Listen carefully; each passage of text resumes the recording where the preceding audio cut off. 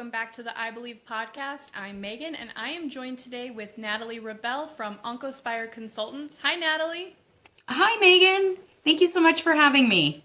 Thank you so much for being here. We are so thrilled to have you as a guest today. So, first, tell us a little bit about what we're going to talk about, and then tell us about your background. Yeah, so what I'd like to talk about today is really the patient voice in clinical trials. Clinical trials have changed so much in the last 30 years, and we're at a point now where, this time last year, the FDA approved 14 oncology drugs, believe it or not, like in the first quarter of 2024. And a lot of those require patient voice. So I'd like to talk about the patient voice today. I love that. Thank you for being here. I think this is such an important topic and so relevant to everyone in our community. Agreed. And I'll just introduce myself and maybe talk a bit how I met Melody, who's the founder of the president right now of Accure Insight. And founder. Yeah. And founder. So my name is Nathalie Riebel. I am now the owner and founder of Oncospire Consultants. And I spent 30 years working for large pharma, small biotechs, and decided last year to go off on my own and create a firm dedicated to really accelerating the development of drugs and improving access to new medicines. Because I found that there was a gap in, how long small companies took to get their medicines to market. And I have an expertise in clinical development operations and project management. And I wanted to give them kind of a fit for purpose consulting service so that they can get their drugs and move forward in their portfolio with the same advantages that a large pharma would have. That's amazing. Well, no, that's amazing. It's the dream. Yeah. It's the dream. It's the hope. So I've been working with a few really small clients that, university professors that discover drugs in their laboratories and want to take it onto the market, but getting on into like writing an investigational new drug for the FDA, a dossier, and doing all the steps that are required by the regulations in our industry, take knowledge. And somebody who's never done it, it's daunting and overwhelming. Yeah, I wouldn't even know where to begin to start. And for patients, kind of from the patient's point of view, it's clinical trials is, like I said, 14 oncology drug approvals in the first quarter of 2024. If you think about it, those drugs started 8 to 10 years ago. So somebody who right now might be in remission of their cancer might have contributed that study 8 to 10 years ago. So it's not an instantaneous industry where, what you do today, you will see tomorrow or in a month or in a year. It might take up to 5 years before you see that drug come on the market. Patients are so important. And I think they are the participants in our trials, and their voice is, I find, not heard enough. But I understand that when you've just been diagnosed with a life-threatening disease, clinical trials is not the first thing you want to hear. Right. And it's not really, you're overwhelmed, you're grappling with fear, uncertainty, the need to make impossible decisions. The last thing is kind of going into something that feels unknown, uncontrollable, or even more uncertain. And yet, like I said, clinical trials are, a way of getting these drugs, which we're developing, to the patients early and in a free, accessible way with very strict oversight from the doctors. It's an advantage, But I understand from an emotional point of view, it can be really hard. And the process is confusing. There's a lot of paperwork. That's why, when I met Melody, groups like A Cure in Sight actually help patients, help connect the clinical trials and the patients. And I think that's such an important connection and gap to fill. No, I totally agree. So I met Melody when I was working as a vice president of a company that was developing a drug device for ocular melanoma. And she had invited me to her patient advocacy, I guess, conference to talk about our protocol and to kind of demystify clinical trials and our protocol in particular for patients. And I thought that was such an enriching experience for me because I got to learn how patients view the clinical trial, how it affects their lives. Often as scientists and drug developers, we're developing a protocol that, gets us the data we need to go back to like the FDA or other regulatory agencies to tell them how effective or safe the drug is. But in there, the patient's flexibility or kind of way of life has to fit in, right? If we say, oh yeah, we're going to take like blood samples every 3 hours for like 24 hours, well, that means somebody has to miss their job, has to find childcare, has to, make arrangements to be there, maybe make arrangements to get picked up, dropped off, and so forth. Or maybe they can't stay overnight somewhere because of, their caretakers or their, mothers and fathers of small children and stuff. And that's why the trend right now, and what I heard at my last conference, is really to get patients involved when we design these studies. So get their voice heard and say, hey, you know what? I'm happy to go to my local LabCorp and get samples drawn, but I'm not happy to go to the hospital where you're running the study and actually stay there for 24 hours. Yeah, that makes total sense. And, it's important for us to, hear that as drug developers, because there's such a small fraction of people that actually go on clinical trials. It's a shame because everybody should know about clinical trials a little more to make a little bit more of an informed decision. Sure. I wanted to also kind of demystify what clinical trials are. It's such I think a stigma, right? You hear like people are guinea pigs and people are, test subjects, and there's movies made about it, and, there's memes made about it. And it's actually all we want to do is make sure that the drug is worth developing. And as good drug developers, our motto is fail fast, because we want to be able to, if a drug isn't working, we want to be able to shut down that program right away and not expose people to that drug any longer than they need to be. What do you know about clinical trials? So I'm a layman in this area. Not a lot. I know, like you said, that you're testing a drug to see if it's effective. And that's sort of my extent of the knowledge. And I can imagine as a patient, it is scary because you're already facing a diagnosis for a cancer that you probably don't know anything about. And then now they're saying, oh, do this test drug that you also don't know anything about. So I can imagine that would be a very overwhelming and scary place to be. And I think bringing them the information of what it is and what they can expect is a wonderful thing to kind of help guide them through this. So that's why we're so happy to have you here. Oh, thanks. Thanks. And, I think most people do have like basic information like you do. And I think that's great. That's such a great start already to know that it is a process for which that we use to make sure new medicines are safe and effective.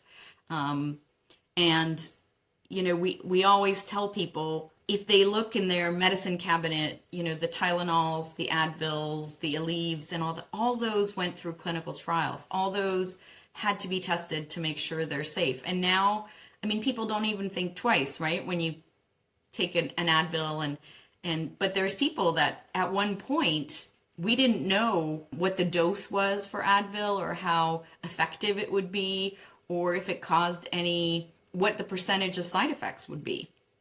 Right. Yeah. And now we don't think twice. Right. The goal of, the regulators and the drug developers are always to get more benefit than risk. So more good than, bad effects for the drugs. And that's really what they look at when they decide whether a product is acceptable to go on the market, right? They kind of tally up how much good are you doing and how safe are you? So are you doing anything bad? And what's the tally? And if your bad kind of overshadows your good, they don't approve it. Castle Biosciences is a proud sponsor of this I Believe podcast. Castle's innovative uveal melanoma tests provide valuable information about the risk of your eye cancer spreading to help you and your healthcare team individualize the management of your disease. To learn more, visit castlebiosciences.com. I was thinking of maybe providing like a few basic questions that, you guys can ask as advocacy groups, or, the patients can ask if they want to go into clinical trials. If they get a diagnosis, and usually the doctor will allow the patient, some time to kind of come to grip with the diagnosis and, and everything. But patients should feel empowered to ask, is there a clinical trial? Like, what is the treatment kind of regiment that I'm destined for, given, the phase of my disease? And is there clinical trials that could help me? And the basic questions would be like, what is being tested and why? Because sometimes it's a device, sometimes it's a drug. It could be an injectable, it could be an IV, it could be a pill, so you want to know kind of what it is and why it's being tested. What are the risks? These are our terms. I say risks and benefits, but what do we know so far from the medicine that has been tested? What is the good that you've seen, and what is the bad that you've seen, right? Will the trial affect my quality of life and my day-to-day activities? Like, what does a normal day in the life of a trial participant look like? So do I have to come every day? Do I come once a week? Do I come once a month? And if I do volunteer for the trial, what happens if I leave the trial? So, that's a really important question, because life happens, right? Anything could happen. It doesn't have to be something that, the drug doesn't work that's related to the drug. You could have a really joyous occasion where somebody's getting married in your family and you have to be away for, 3 weeks or 2 weeks.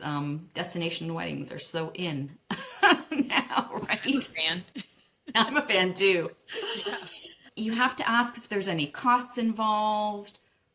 Will you get the data when the trial ends? As a patient, I want to know kind of what my data went towards, and what kind of care will I receive. So sometimes, the trial might not be done by your doctor. It might be another doctor. So, the rules are that whoever's doing the trial needs to inform your primary care physician that this is happening, so that, everybody's aware that you're on a medication that isn't approved yet. Yeah, that makes total sense. And that's something that I just didn't even think about, is how do you do this program and relate it back to your doctor or your team of doctors, that communication, what does that look like? Yeah, so there's now rules, and we give the patients what we call informed consents, and those are usually, unfortunately, now they've become like 14-page documents. But in there, it says that we are going to contact your primary care physician and any other physician you want us to contact to be able to tell them that you're participating on this trial. Because for some medications that are developed, you can't have like citrus fruit or green vegetables or poppy seeds, or you can't have certain other medications. So if you have a rash and you go to your doctor's, you're on a certain clinical trial, he might not be able to prescribe just any, dermal cream for your like minor ailment. Yeah, that makes sense. So they all need to be on the same page, and you need to have everybody aware of what's happening and communicating with each other. Yeah, and the doctors that do the research, they have to be available to the patient constantly to be able to ask any questions. And I think patients have to realize that, oh, I don't know. I sometimes when I'm tired get a twitch in my eye, right? Yep. If I was on a clinical trial and the twitch started getting worse, I would definitely call the doctor and say, hey, this is normal for me, but it's gotten like, it happens usually once a week. Now it's like every day, right? And it could be something as just benign or something very, relevant that we have to understand. So you really need to be vigilant and pay attention to your own body, because I think a lot of us are so busy in our daily life that we don't listen to our bodies. And so to really make that a point that you have to pay attention, that is something that you really have to be aware of going in. Yeah, and if you think about it, I mean, you're again going back to, the first point we talked about. You've just been diagnosed with cancer or another disease. You don't know what it feels like to have cancer. You're now introducing, so you're saying, is it my cancer that's doing this to me? Is it the drugs I'm getting, that's doing this to me? You're right. You have to be hyper vigilant and communicate a lot with your doctors. And I think this is also where your caregiver comes in, because sometimes they'll see something that you don't see. And so making them aware of, hey, if anything looks out of the ordinary, let me know. Because a lot of times, you'll say something to, your spouse or your friend or whoever, and they're like, I do that? And you're like, oh, yeah, you do. That is so true. And, you're right, because a good clinical trial will also usually have caretaker information. Oh, and great. I know a lot of the advocacy groups like you guys, often provide the caretakers with information so that they feel empowered and kind of part of the process. And just seen. We see you and we Yes. thank you. Yes, because the caretakers are such a huge part. And that's why, again, going back to when we're designing these trials and just before they even, before even patients can come on the trial, it's, I know for the companies I've worked for and for the clients I worked for, it's really important to get in touch with advocacy groups and patient groups to say, hey, we're thinking of, designing the trial like this. It's going to last, 6 months or a year or 5 days. And this is, how we want to do it. Does this make sense to you with everything you have to grapple with, learning about a new disease, becoming incapacitated where your caretaker has to, step in to drive you everywhere or to make your meals or, so forth. I think it's really important for us to incorporate that patient voice when we're even before we go to the FDA and say, hey, we want to do this. Yeah, absolutely. And, most patients, like I said, they don't know it exists, or right away they say no, and they don't have to, even patients that say no to clinical trials shouldn't say no to be able to be on a panel that looks at a clinical trial. Oh, so that's interesting. So I haven't heard about that. Aura Biosciences is a clinical stage biotechnology company focused on developing precision therapies for solid tumors that aim to preserve organ function.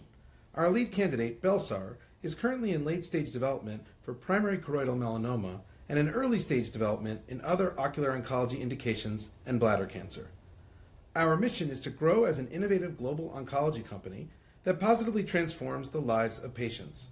For more information, please visit us at aurabiosciences.com. Yeah, so there's now companies that do that put together patient panels to look at patient documents. We want to, is this consent too complicated? Do you understand this consent? Because most of them, like I said, are because of regulations. They become really, really long because we have to describe everything, all the risks, all the benefits, but also every single test that we do in the study. And you can imagine if it's like a 6-month study or a year study, there's a lot of tests. So it's, they can just be on a panel and we ask them, does this consent look good? Do you think this financial stipend is acceptable for patients? We pay for maybe like just, $15 of parking and, a day of daycare. Some patients will say, no, I have to spend my whole day there. I want lunch, for me and my caretaker because, I'm missing work and things like that. So we need to have their perspective so that it does become more accessible, so that drug development doesn't take so long. I love that. I love that you're listening and taking their consideration. Not only just listening, you're seeking it out. You're going out and saying, hey, we want you to tell us. And I think that's wonderful. Yeah, and I think more companies are trying to do it. It's what we've been asking companies to do. But again, for a small biotech, which, is maybe 3 guys in a garage that are just starting out, sometimes it's, how do we get these patients input, and I think that's where advocacy groups like you can help us connect with patients and say, hey, yeah, we'll ask somebody to look at the consent for a fee, but at least it won't be like a huge panel of people or, that will that might put a financial burden on the small company.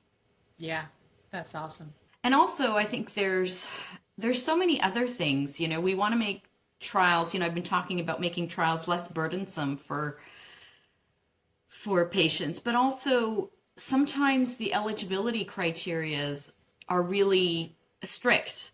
And sometimes the FDA asks us to be really strict, but sometimes it's the company who's being really strict. And we want to make sure that everybody's represented and that we get to all types of patients. Right now, a lot of the sites that do research are academic sites or large hospitals in large cities. But what about the, small town of like 4,000 people in rural Montana? How do they get trials? Yeah, absolutely. So, and I know there's been efforts. So I don't know if you ever heard of angel flights. I have one of my neighbors actually did one last year. And I think Melody and I had talked about this because they're flights that they're volunteer pilots that will take patients from wherever they live to the treating hospital that they have to go to. So for one of the top hospitals kind of in ocular melanoma is Jefferson in Philadelphia.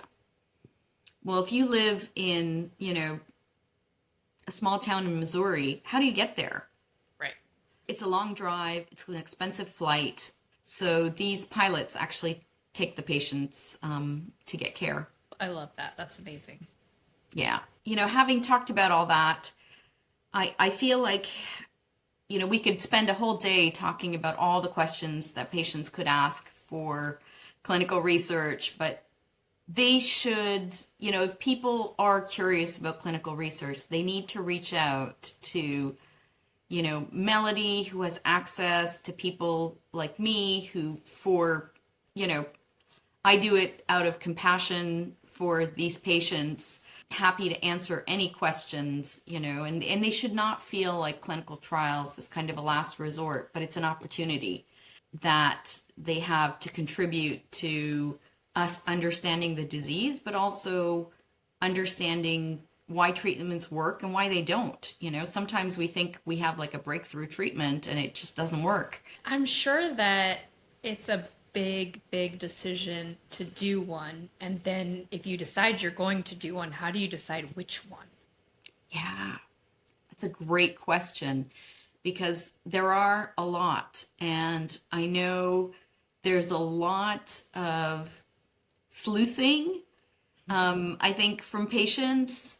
Sometimes patients will discover the site clinicaltrials.gov, which is a mandatory public website that the FDA has created, which lists every single clinical trial done in the US and some abroad as well. They will try to interpret, but it's a very scientifically based site. It gives you the scientific description of the trial and the eligibility criteria. And for some, they totally can manage with that. But I think it is trying to get to the advocacy groups, trying to be connected to maybe like a nurse navigator at the site. So there's a lot of sites that have nurse navigators that will look at the patient's profile and say, yeah, so in, head and neck cancer, there is right now 20 trials, but your specific profile kind of fits these 5. And, 3 of them are not close to here and 2 of them are close to here. So that narrows it down for you. Yeah. So how do you find a nurse navigator? I think that's still, it's an evolving position. So it's relatively new. It's been for the last maybe 7 years, we've had these nurse navigators. Sometimes they're associated with large hospitals. So like Jefferson has some here in Philadelphia and other large hospitals. But for a small rural hospital, I would think that, again, looking on the websites, I know that certain advocacy groups have chat rooms. So getting on some of the chat rooms. Also looking at, if you do go on clinicaltrials.gov, there are phone numbers there of study coordinators that are running the trial. And they can also help saying, I just got diagnosed with head and neck cancer. I'm interested in getting onto your trial. Is this a trial for me? And I know as when I was an executive, a VP of clinical operations, I would often get emails from patients that found us that way and would ask, is this for me? And we would refer them to a site or, a doctor that could talk them through privately and confidentially kind of through their disease and what would be good for them and so forth. That's fantastic, because I think that we need all the help we can get. Yeah. It's any diagnosis of anything is difficult, and usually it's by surprise and emotions and things to deal with. Your whole life just has changed on a dime. Absolutely. And it's a scary and overwhelming place to be. And so just having somebody step up and say, hey, I can help you, sometimes that's bigger than anything. Yeah, and I mean, look, there's people, there's caretakers that have gone way beyond the kind of finding an advocacy group for their child with a rare disease. You know, I had the chance to meet somebody this weekend who her child had a rare disease, and she didn't find any support. So she created her own advocacy group, and then she found a drug that they had stopped development on for this disease because it wasn't profitable. And she actually formed a team, and they are developing this drug. Wow, that's amazing. Yeah, there is ways of getting things done. I mean, that's an extreme case, but Yeah. there's a lot of nonprofits and, you know, whether they're advocacy groups or new nonprofits that want to connect patients to trials or help patients find, you know, the right care for their disease. So I think this year is really going to be the year of the patient voice.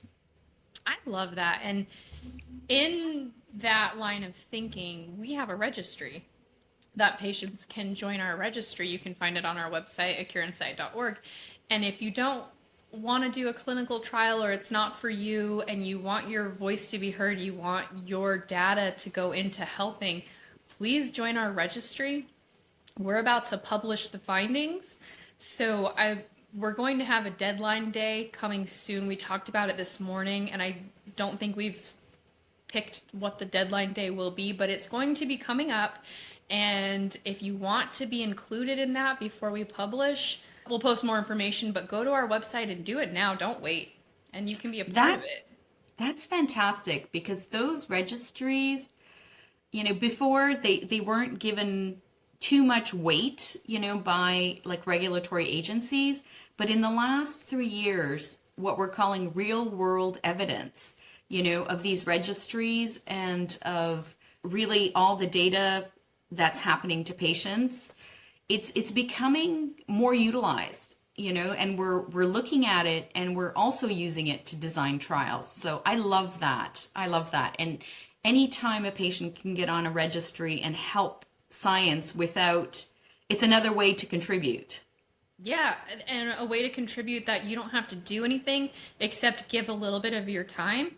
And if you have any questions about the process, or you're not sure how to sign up, reach out to any of us and we'll walk you through it. I love that. Yeah. Great. Well, it's been such a pleasure having this conversation with you, you know, talking about one of my passions. And again, I give my time to you and Melody whenever you want to help support your patients and things like that. And in the meantime, feel free to reach out to me. We appreciate that more than you know. And thank you so much for taking the time to come and talk to us today and just talk about the importance of a clinical trial. And I think the questions to ask are so important, because somebody might say, here are the reasons you should do a clinical trial, but that doesn't mean they know how to go about starting the process. So I love that you gave some insight into what to look for, what to ask. I think that's really a great place for people to start. Well, thank you. I had fun doing it. Yeah, this has been a great conversation. So I'm thrilled to have you here, and hopefully we'll have you back soon to talk about something else. Anything you want, let us know. We're open. Okay, great. We love to chat. And for everybody watching, thank you so much for tuning in. This podcast doesn't function without your views, so please keep listening, watching. If you're on YouTube, you can watch it. Anywhere else, you can get this anywhere you get your podcasts, Apple, Spotify, Podbean. So please subscribe, please like it, and please leave us a comment and let us know what you thought of this and what you'd like to see next. We're always looking for some ideas of what you guys want. Let us know and we'll bring it to you. And please subscribe to YouTube also. We are very close to monetizing, and once we monetize, we can bring you even more programs. Oh, great. Yeah, I know. It's very exciting. We're doing a lot of stuff right now, so we're really excited about it. So Everyone, please keep watching and listening, and we will see you all next time.